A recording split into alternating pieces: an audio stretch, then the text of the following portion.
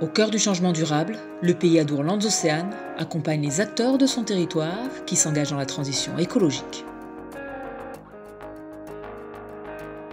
Depuis plus d'une décennie, le pays Adour Landes Océanes est engagé dans une démarche de tourisme durable à travers une charte, un accompagnement des professionnels du secteur et diverses actions menées chaque année à l'image des rencontres des transitions sur le thème du tourisme et de l'alimentation pour cette première édition.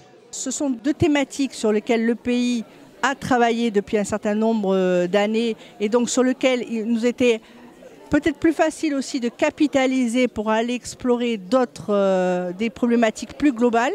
Mais on se rend compte là, en entendant et les élus et les sociopros et tous ceux qui sont là pour accompagner les citoyens dans des solutions, on voit bien que tout ça est très très vite imbriqué. Dès qu'on creuse, tout ça est très très vite imbriqué. Donc quand on parle de l'accès à l'alimentation, il y a aussi le temps qu'on passe dans les transports pour aller. Donc il y a toute cette question d'organisation du système et d'organisation du territoire qui est derrière. Tout au long de cette journée, professionnels, élus et partenaires ont participé aux différents ateliers, tables rondes et conférences où chacun a pu apporter ses idées et son expérience pour faire cohabiter au mieux touristes, locaux et producteurs. On doit refaire du lien entre agriculture, consommateurs et donc touristes. Montrer aux touristes, par exemple, ce qu'on peut faire sur le territoire en matière d'innovation agricole. Montrer des fermes qui donnent envie aussi aux jeunes de s'installer, de changer de voie peut-être. Peut-être que les touristes qui viendront dans les Landes auront envie un jour de s'installer. Donc il faut montrer des choses enviables et c'est tout l'objet de ce qu'on essaye de faire au quotidien.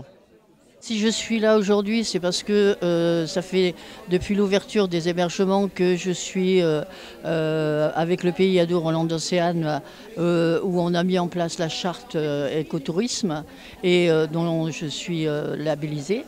Et en plus, je suis vraiment tout ce qui est en lien avec la transition énergétique. Et puis, ça me permet aussi de faire des rencontres, d'avoir d'autres collègues et de savoir quelles sont les mouvances et les tendances qu'il peut y avoir aujourd'hui. S'il est évident que nous ne pouvons plus consommer aujourd'hui de la même façon qu'hier, il en est de même pour le tourisme et c'est collectivement élus, professionnels et citoyens que doivent se construire ces transitions. Aujourd'hui, les transitions, ce n'est pas l'affaire d'un côté des élus, d'un côté des citoyens, de l'autre des collectivités, des entreprises. On a tout un maillage d'accompagnement qui est fait, mais on ne peut pas dire non plus qu'on a nous seuls la solution en tant qu'élus de collectivité territoriale. Mais je reviens à ce que je disais au départ, ce qui est intéressant dans cette structure publique qui est le pays, alors pôle d'équilibre territorial rural, hein, si on veut être très précis, c'est qu'on a cet espace collaboratif pour s'emparer de ces problématiques. Et on l'a vu dans les ateliers, il y avait un atelier, c'est comment mieux travailler ensemble et de se connaître mieux et de créer écosystème. Un écosystème qui se construit notamment à l'échelle du pays Adour Landes Océanes à travers ce genre de rencontres.